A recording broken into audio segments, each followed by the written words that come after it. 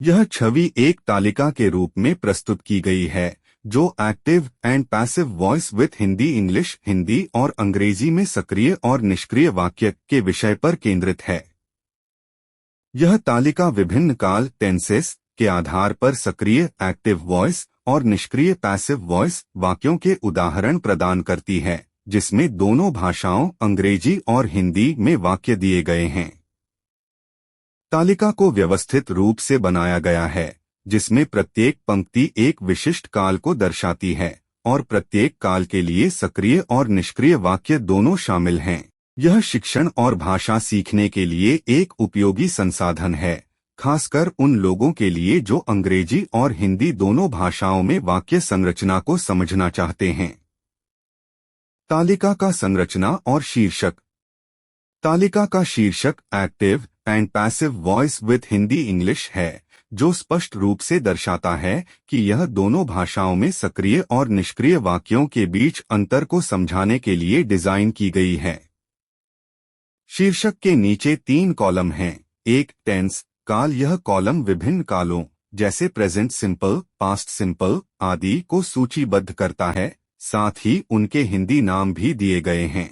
2 active voice सक्रिय वाक्य, इस कॉलम में प्रत्येक काल के लिए सक्रिय वाक्य दिए गए हैं जो अंग्रेजी और हिंदी दोनों में हैं। 3 पैसिव वॉइस निष्क्रिय वाक्य, इस कॉलम में उसी काल के लिए निष्क्रिय वाक्य दिए गए हैं जो फिर से अंग्रेजी और हिंदी दोनों में प्रस्तुत किए गए हैं। तालिका में शामिल काल और उदाहरण। तालिका में निम्नलिखित कालों और उनके सक्रिय व निष्क्रिय वाक्यों का वर्णन है। 1 प्रेजेंट सिंपल वर्तमान समय। Active voice he delivers the letters, वह पत्र वितरित करता है। Passive voice the letters are delivered by him, उसके द्वारा पत्र वितरित किए जाते हैं। यह काल दर्शाता है कि कोई क्रिया नियमित रूप से होती है। सक्रिय वाक्य में ही वह करता है और डिलीवर्स वितरित करता है क्रिया है, जबकि निष्क्रिय वाक्य में क्रिया आर डिलीवर्ड वितरित किए जाते हैं हो जाती है और लेटर्स पत्र कर्ता बन जाता है। 2 पास्ट सिंपल भूत समय। Active voice he delivered the letters, उसने पत्र वितरित किए। Passive voice the letters were delivered by him, उसके द्वारा पत्र वितरित किए गए। इस काल में क्रिया भूतकाल में हुई है। सक्रिय वाक्य में डिलीवर्ड वितरित किए क्रिया का प्रयोग होता है, जबकि निष्क्रिय वाक्य में वर डिलीवर्ड वितरित किए गए का उपयोग होता है। 3 फ्यूचर सिंपल भविष्य समय। Active voice he will deliver the letters, वह पत्र वितरित करेगा। Passive voice the letters will be delivered by him, उसके द्वारा पत्र वितरित किए जाएंगे। भविष्य काल में विल डिलीवर वितरित करेगा सक्रिय वाक्य में प्रयोग होता है, जबकि निष्क्रिय वाक्य में विल बी डिलीवर्ड वितरित किए जाएंगे का उपयोग होता है। 4 प्रेजेंट कंटिन्यूअस वर्तमान निरंतर। Active voice he is delivering the letters, वह पत्र वितरित कर रहा है। Passive voice the letters are being delivered by him, उसके द्वारा पत्र वितरित किए जा रहे हैं। यह काल वर्तमान में चल रही क्रिया को दर्शाता है। सक्रिय वाक्य में इज डिलीवरिंग वितरित कर रहा है का प्रयोग होता है, जबकि निष्क्रिय में आर बीइंग डिलीवर्ड वितरित किए जा रहे हैं होता है। 5 पास्ट कंटिन्यूअस भूत निरंतर।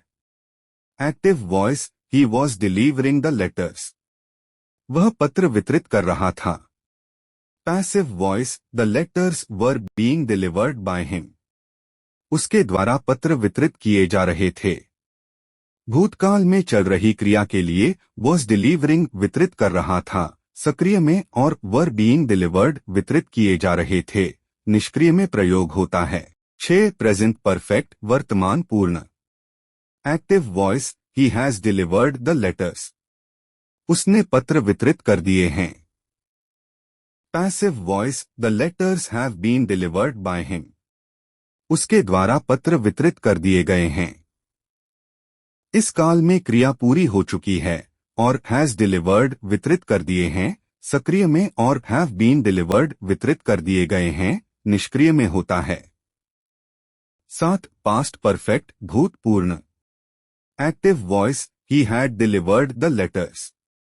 उसने पत्र वितरित कर दिए थे। Passive voice the letters had been delivered by him. उसके द्वारा पत्र वितरित कर दिए गए थे। भूतपूर्ण काल में हैड डिलीवर्ड वितरित कर दिए थे और हैड बीन डिलीवर्ड वितरित कर दिए गए थे का उपयोग होता है। 8. Future perfect भविष्यपूर्ण।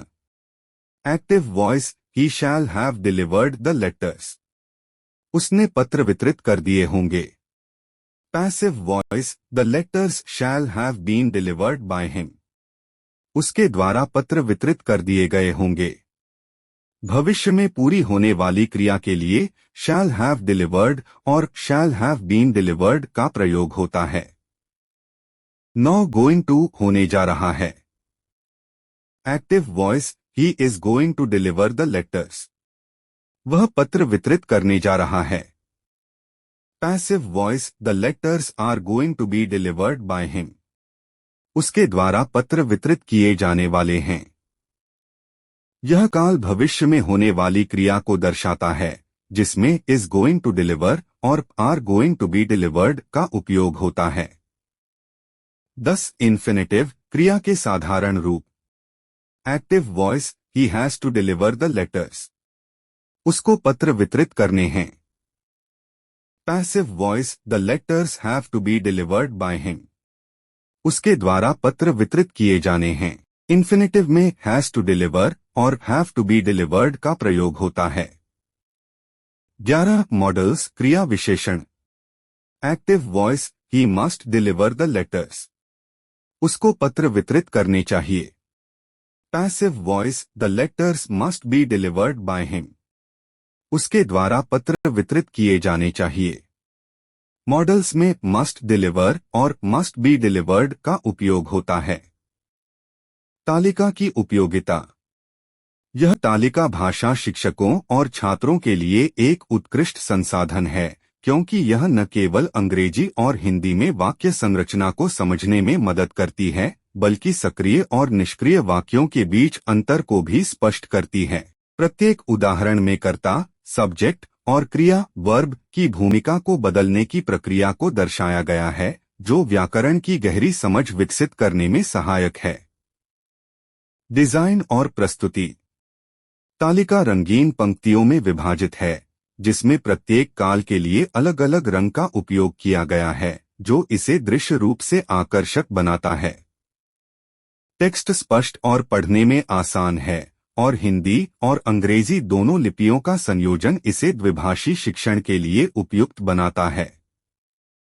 निष्कर्ष। यह छवि एक व्यापक और व्यवस्थित तरीके से सक्रिय और निष्क्रिय वाक्यों को प्रस्तुत करती है जो भाषा सीखने वालों के लिए एक मूल्यवान उपकरण है। यह तालिका विभिन्न कालों में वाक्य निर्माण की जटिलताओं को सरल और समझने योग्य बनाती है और हिंदी अंग्रेजी दोनों भाषाओं में उदाहरण देकर इसके उपयोग को और प्रभावी बनाती है। What is active voice and passive voice? सक्रिय वाच्य और निष्क्रिय वाच्य क्या है? डेफिनेशन। हिंदी जब वाक्य में कर्ता सब्जेक्ट कार्य करता है और फोकस कर्म ऑब्जेक्ट पर होता है तो वाक्य एक्टिव वॉइस में होता है। अंग्रेजी व्याकरण में सभी काल ऑल टेंस सेंटेंसेस सक्रिय वाच्य हैं। Example. In active voice subject plus verb plus object. Active Mohan एक पत्र लिखता है। English Mohan writes a letter. In passive voice object plus verb plus subject. Passive Mohan द्वारा एक पत्र लिखा गया है। English a letter is written by Mohan. Active voice tense काल और पैसिव वॉइस कर्मवाच्य कर्मवाचक।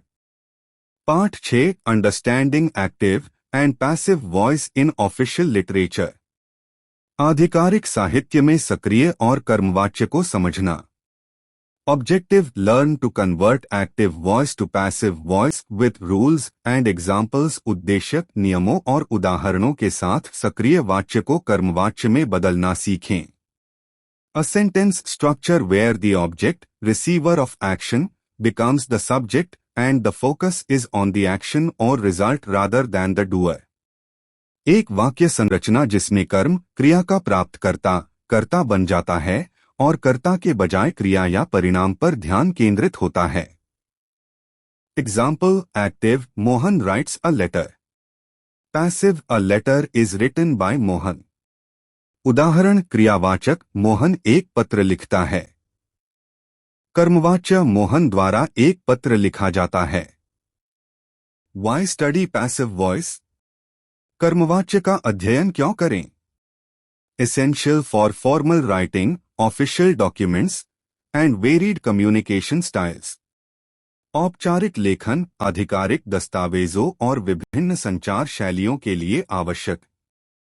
Importance of passive voice, कर्मवाच्य का महत्व। Emphasizes the action or result, कर्मवाच्य क्रिया या परिणाम पर जोर देता है। यह इस बात पर जोर देता है कि क्या किया गया, बजाय इसके कि किसने किया। Example: the law was passed, focus on law, not the lawmakers. Maintains formality, कर्मवाच्य औपचारिकता बनाए रखता है। आधिकारिक, वैज्ञानिक और अकादमिक लेखन में आम है, जहां तटस्थता महत्वपूर्ण है। Example: the experiment was conducted, sounds more professional than we conducted the experiment. Hides the doer if needed, कर्मवाच्य कर्ता को छुपाता है। यदि आवश्यक हो यह तब उपयोगी होता है जब कर्ता अज्ञात, अप्रासंगिक या जानबूझकर छोड़ा गया हो। Example: mistakes were made, no specific doer mentioned. Improves sentence variety, कर्मवाच्य वाक्य विविधता में सुधार करता है, लेखन में शैलीगत विविधता लाता है और कर्मवाच्य संरचनाओं के दोहराव से बचता है। Role of passive voice in communication, संचार या बातचीत में कर्मवाच्य की भूमिका। Formal documents and reports, औपचारिक दस्तावेज और रिपोर्ट कानूनी, वैज्ञानिक और नौकरशाही लेखन में प्रक्रियाओं या परिणामों पर ध्यान केंद्रित करने के लिए उपयोग किया जाता है। Example: the policy was approved by the committee. Politeness और डिप्लोमेसी, विनम्रता या कूटनीति विषय से ध्यान हटाकर कथनों को नरम बनाता है। Example: the decision was made versus I made the decision. News and media, समाचार और मीडिया कर्ता पर जोर दिए बिना घटनाओं या कार्यों पर प्रकाश डालता है। Example: the city was evacuated due to the storm. Instructions and procedures, निर्देश और प्रक्रियाएं, मैनुअल या दिशानिर्देशों में दिए गए कार्य पर ध्यान केंद्रित करता है। Example: the form should be submitted by Friday. Benefits of mastering passive voice. Enhances writing skills, enables precise and professional communication. उदाहरण: टीम ने परियोजना पूरी कर ली, लिखने के स्थान पर the team completed the project, team द्वारा परियोजना पूरी कर ली गई जैसी निष्क्रिय आवाज का प्रयोग औपचारिक रिपोर्ट में टीम के बजाय परियोजना पर जोर देने के लिए किया जा सकता है, जिससे एक पेशेवर लहजा जुड़ जाता है। जैसे the project was completed by the team. Improves comprehension, helps understand formal texts, news and official documents. उदाहरण: the law was passed by the parliament, कानून संसद द्वारा पारित किया गया। जैसे समाचार शीर्षक में निष्क्रिय निर्माण को समझने से यह समझने में मदद मिलती है कि ध्यान कानून के पारित होने पर है, जो आधिकारिक रिपोर्टिंग में एक सामान्य शैली है। Facilitates translation, useful for translating between English and Hindi, maintaining tone and intent. Example: translating, the letter was written by her into Hindi as, उसके द्वारा पत्र लिखा गया था। निष्क्रिय संरचना और आशय को संरक्षित रखते हुए लेखक के बजाय पत्र पर ध्यान केंद्रित किया जाता है। Supports creative expression, adds variety and nuance to storytelling or poetry. उदाहरण: एक कविता में in a poem the night was painted with stars, रात तारों से रंगी हुई थी, rather than the stars painted the night, बजाय तारों ने रात को रंग दिया, एक रहस्यमय स्वर पैदा करता है जो कल्पना और भावनात्मक गहराई को बढ़ाता है। अगर आपको कुछ और अच्छा लगे तो कृपया इस वीडियो को लाइक करें, कमेंट बॉक्स में कमेंट करें या सवाल पूछें और इस चैनल को सब्सक्राइब करें। यह चैनल अंग्रेजी सीखने के वीडियो भी उपलब्ध कराता है, जरूर देखें। इस चैनल को अपने प्रियजनों के साथ शेयर करें।